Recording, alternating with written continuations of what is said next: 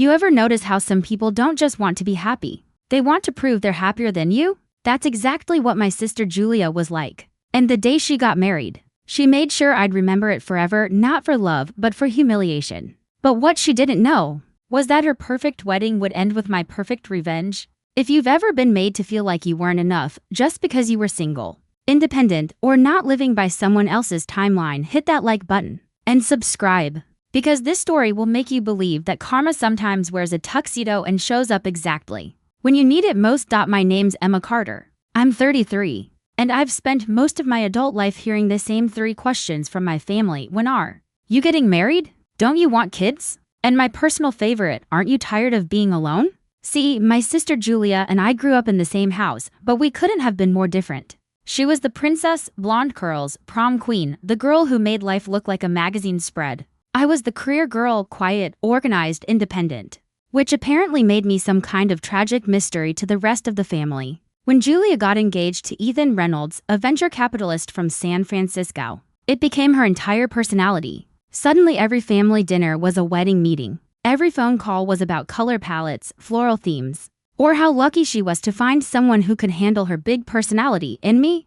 I was just the silent audience to her fairy tale. The wedding was set in Napa Valley, the kind of luxurious place you only see in bridal magazines. My parents, Robert and Helen, couldn't stop gushing about how proud they were. "You'll be next, honey," my mom said with that forced optimism she used like a band-aid. "Maybe you'll meet someone at the wedding," I smiled. Because after years of hearing it, pretending was easier than explaining how much it hurt. Still, I wanted to be supportive. Julia and I didn't have a close relationship, but I hoped maybe this wedding would be a chance to reset, to start fresh as sisters. That hope died the second I saw the seating chart. My name, Emma Carter, tucked neatly beside table 14, way in the back corner near the bar. Not with family, not with friends. Just a bunch of random single guests and my Aunt Marilyn, who'd already asked me once if I'd considered freezing my eggs. At first, I told myself it was a mistake, maybe an oversight. But when I found Julia surrounded by her bridesmaids, laughing like she was auditioning for a perfume commercial,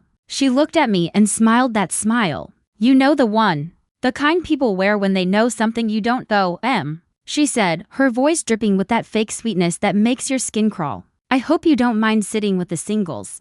I just thought it'd be fun for you. Maybe you'll meet someone." The girls behind her giggled. I could feel their eyes crawling over me, assessing, judging. I swallowed my pride and smiled. Sure, Julia, sounds fun inside, though. I was burning. I spent years supporting her, helping her through breakups, jobs, and self-inflicted drama. And now, on her big day, I wasn't a sister. I was entertainment. The humiliation didn't stop there. When the music started and the speeches began, Julia made sure every toast, every introduction somehow circled back to my single status. "This is my sister Emma," she told one of Ethan's aunts later that evening. "She's our family's independent one, still waiting for Mr. Right." The aunt gave me that sympathetic tilt of the head people give lost puppies. "Oh dear, don't worry," she said. "You'll find someone someday. Maybe one of the groomsmen?" I laughed politely, pretending not to feel my heart breaking in slow motion, but deep down, something inside me shifted that night. A quiet voice I'd ignored for years whispered, "Enough." I didn't know it yet, but by the end of that wedding, Julia's cruelty would come back to her in ways she could never imagine. And it would start with just one sentence from a stranger who leaned close and said, "Act like you're with me." The words hit me like a jolt of electricity. Act like you're with me. I turned around and for a moment, everything, the noise, the music, the laughter just blurred. He was tall, maybe 6'2", dark brown hair, sharp jawline, navy suit that looked like it had been tailored by someone who charged in silence and precision. And his eyes, steady, calm, and completely unfazed by the chaos of the wedding around us. "Excuse me?" I whispered, completely thrown off. He leaned slightly closer, his voice smooth but urgent. "Your sister's been talking about you for 20 minutes straight." I figured it's time she stops. My heart skipped. I glanced across the room and sure enough, there was Julia, standing with a group of Ethan's colleagues, animatedly gesturing toward me. The single sister at the reject table. I could almost hear her words even from here. "She's so focused on her career, poor thing. I keep telling her she needs to put herself out there more." Something inside me clenched. "Who are you?" I asked. He smiled, the kind of smile that wasn't just charming. It was deliberate. "Daniel Hayes," he said, extending his hand. "A friend of the groom. And for tonight, you're +1. Before I could process what that meant, he sat down beside me, as if we'd come together. The couple at the next table turned, curious. Julia looked over again and froze. Her eyes widened for just a split second before she plastered on her wedding day smile. But I saw it, that flicker of surprise. And for the first time that evening, I wasn't the one who looked uncomfortable. Daniel leaned closer, lowering his voice. You okay with this? I didn't even hesitate. Absolutely, it felt empowering. Like I was reclaiming a tiny piece of dignity she'd tried to strip away. He smiled. Good, then let's give them something to talk about. He reached for my champagne glass, clinked his against mine, and said softly, to surviving family events. I laughed, a real laugh this time, and it felt good. The tension in my chest started to dissolve. Over the next hour, Daniel and I talked easily. He asked about my work in marketing, my recent move from Chicago, and my favorite travel spots. And unlike everyone else that night, he actually listened. Meanwhile, I could feel Julia watching us. Every time Daniel leaned in or made me laugh, her expression tightened a little more. Her perfect posture stiffened. Her fake composure cracked. And then, as if she couldn't help herself, she walked over to Emma. She said, her tone stretched tight with forced cheerfulness. I didn't know you knew Daniel. Daniel turned, effortlessly smooth. Oh, we go way back, he said before I could answer. It's been years since we caught up. Julia blinked, visibly confused. Oh, really? That's funny, Emma never mentioned you. I smiled, matching Daniel's calm energy. I tried to keep some parts of my life private, I said. You know, boundaries. Her lips twitched, that microsecond of irritation she couldn't hide. Well, she said, forcing a laugh, I'm so glad you two reconnected tonight. Emma deserves someone nice. I couldn't agree more, Daniel said, his tone light but firm. The message behind his words? Crystal clear. Julia excused herself quickly after that, muttering something about checking on the cake. But not before giving me one last look, part confusion, part disbelief, and part panic. I watched her walk away, her perfect white gown trailing behind her, and I swear, I saw the tiniest crack in her flawless image. Daniel leaned back, smirking. She's not used to losing control, is she? I shook my head. Not even a little. He tilted his glass toward me. Then let's make her night unforgettable. From that moment on, Daniel played the part perfectly. He pulled out my chair, introduced me to people like we'd been dating for months, and made sure every conversation somehow included me. The same people who'd ignored me earlier now hung on every word, and the best part? Julia's relatives, the ones who'd pitied me earlier, were now whispering things like, he's handsome. How long have they been together? Every whisper, every curious glance, it was like medicine to the wounds Julia had tried to inflict. But as the evening went on, I started noticing something strange. The way Ethan kept glancing toward Daniel. The subtle tension between them, not just polite unfamiliarity, but something deeper. When Daniel excused himself for a moment to get drinks, I leaned toward one of the bridesmaids. Hey, do you know that guy? Daniel Hayes? She nodded slowly. Yeah, he and Ethan used to be business partners or something. Until things went bad, my stomach dropped. Business partners. So this wasn't just about me anymore. Daniel wasn't just a random guest. He had his own reasons for being here. And suddenly I realized I might not be the only one seeking revenge that night.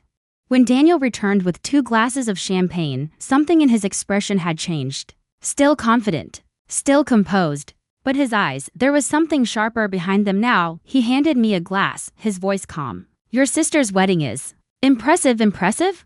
I said, half smiling. That's one word for it. He took a sip, gaze drifting across the dance floor. You know, it's funny. Some people spend their lives trying to convince others their world is perfect, until someone reminds them it's not. I frowned. You sound like you've seen that happen. He looked at me, then really looked. I have. Before I could ask more, Ethan appeared. The groom, Julia's husband. And the way his smile faltered when he saw Daniel told me everything. Daniel, he said stiffly. Didn't expect to see you here. Daniel's smile was smooth, but it didn't reach his eyes. I got the invite. Thought I'd stop by. Weddings are full of surprises. The air between them was thick, tense. Ethan shifted uncomfortably, tugging at his cufflink. Julia appeared seconds later, holding Ethan's arm a little too tightly. Everything okay? She asked, eyes darting between them. Daniel's gaze didn't move from Ethan. Perfectly fine. He said softly, I was just congratulating your husband. You two make quite the pair. The way he said it, calm, slow, deliberate, sent a shiver down my spine. Julia's smile faltered for the briefest second before she turned to me. Emma, maybe you should join the girls inside. They're about to cut the cake. It wasn't a suggestion. It was an order, but before I could respond, Daniel placed his hand gently on mine. She's fine where she is, he said. We were just talking. Julia blinked, caught off guard by his confidence. Then she laughed, high, nervous, fake. Well then, enjoy the party, she said, her voice tight, before pulling Ethan away. As they walked off, Daniel's jaw tightened. I turned to him. What's going on between you and Ethan? He paused. Then, quietly, let's just say your brother-in-law isn't who he pretends to be. My heartbeat quickened. Meaning? Daniel sighed, setting his glass down. We started a company together 5 years ago. I built the concept, he brought investors. It was supposed to be 50-50, but the night before our biggest deal closed, he forged my signature, transferred everything under his name and disappeared. I lost everything, I froze. And Julia? He looked at me, his eyes hardening. She knew. She helped him cover it up. For a moment, I couldn't breathe. Julia, my sister, who had humiliated me, who loved to call herself the responsible one, had built her perfect life on lies. That's why you're here, I said slowly. To expose them. He didn't deny it. I wasn't planning on it, he said quietly. But when I saw how she treated you tonight, I figured maybe it's time. The room felt smaller suddenly. The music loud, the laughter forced, the chandeliers too bright. Every smiling face around me felt fake, part of the same glossy illusion Julia had crafted. I swallowed hard. What are you going to do? Daniel's voice dropped to a whisper. Nothing yet. But when I do, I want you to be ready. Ready for what? He leaned in, eyes locked on mine. For the truth, a few minutes later, the DJ announced the cake cutting. Everyone gathered near the dance floor. Julia looked radiant, Ethan smug. Their laughter echoed through the hall, bouncing off the crystal walls. Daniel stood beside me, silent. Then he pulled something from his jacket pocket, a small flash drive. What's that?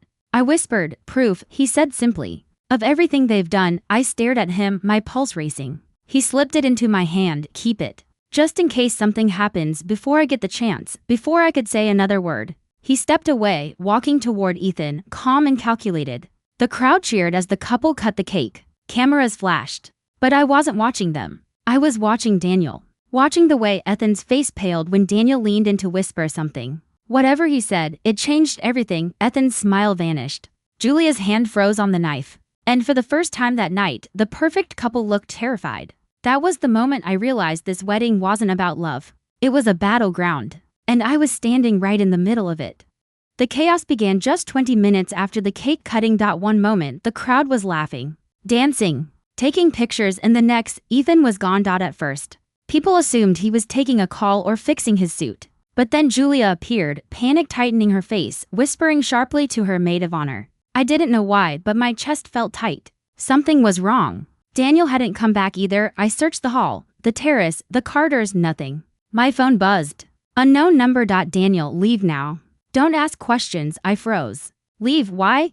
Before I could text back, the message vanished, deleted. I rushed outside, the cool air hitting my face, and that's when I saw him, Daniel, standing by the valet stand, his car keys in hand. Daniel, I called out, breathless. He turned, eyes dark, focused. Emma, you shouldn't be here. What's going on? Where's Ethan? He hesitated. Then, quietly, he knows I have the proof. He tried to stop me. My stomach dropped. Stop you how?